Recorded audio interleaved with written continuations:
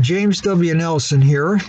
This is a video of Book 2 of my 6-book series, New World Order Rising. When writing about contemporary events, I've received guidance from several online people. They help me without knowing. I mentioned Mike Adams of Brighteon in the last video. He's building his websites practically as we speak. Today I will mention Pamela Geller. She too was forced to build new sites because the left didn't like what she was saying. On Facebook, she was my first reference about Islam and many other contemporary subjects. Book 2 of my series is subtitled The New Civil War.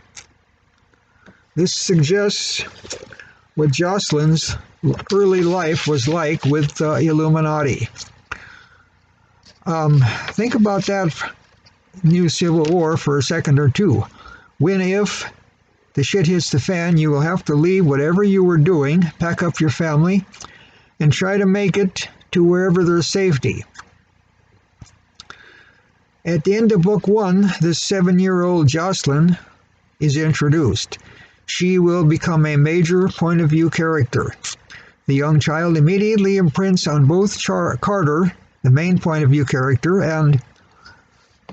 and his daughter, Chantal, which happens easily since they both believe they have lost 6-year-old Dodie. Again, I have to apologize for the reflections in my glasses, but I need my glasses to see my script. Anyway, as Jocelyn grows, she continues her imprint, mostly on Carter, the good man she has never had in her life. She soon calls him Grandpa, and later asks if she can have Chantal for a mommy. Jocelyn was abducted while still an infant, so she has known nobody but the Illuminati masters. The first part of Book 2 is the trip back to North Dakota. Think about that also. About 10 days have passed since leaving Fargo. On the trip south, the two men saw some unusual happenings. Then to experience the Illuminati desert camp, and to actually see Satan come out of the ground, and that's on the cover of Book 1. They survived the sandstorm, and then to wake up the next day and find their world, their very lives, all changed. Carter, main point of view, is now responsible for not only his daughter, but 5 other young women. 3, plus Jocelyn, were rescued from the Satanists, and later the young girl who served them at a near-deserted Burger King. 2 more weeks are spent traveling north, avoiding much as possible the bigger cities and well-traveled highways.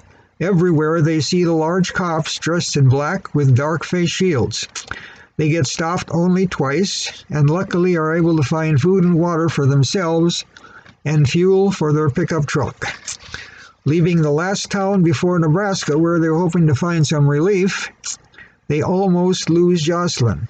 Everybody was so relaxed until one of the rescued girls cries out, "Where's Jocelyn?" Almost losing his mind, Carter makes a U-turn to look for her, and finds it hard to believe how that child has moved so quickly into his heart. But that's how life would be after the worst happens. One would learn life all over, especially the giving and accepting of love. At Carter's sister's farm, they soon have their first battle. The black uniformed police have become cyborg-like super soldiers and are fairly easy to kill. Unknown to the defenders, the super soldiers are fresh out of hibernation. That is explained in Books 2 and 3. A South Dakota sister militia comes for a meeting, and they hear from a quite liberal but sensible old man, neighbor to Carter's sister. Later they take a trip to Carter's house in Fargo for mementos and a last visit with Chantal's now ex-husband. There's no doubt now that the man sold his wife and daughter to the Illuminati. While in Fargo, they pick up 2 more young women, Mavis, early 20s, and Amber, 14, who will become a sort of nanny to Jocelyn. In the second battle, the farm is attacked by a larger force of super soldiers that have been out of hibernation longer and are not so cyborgish. Carter's sister, Danielle, leader of the militia, is killed. Carter is wounded. Chantal takes over leadership. Sometimes when describing my characters, I feel like I'm talking about real living people.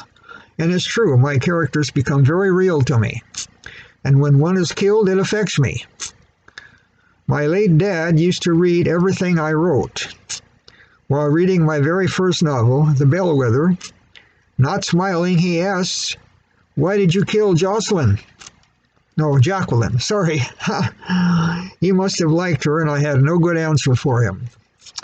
My books are available at Amazon.com, and I thank you for watching.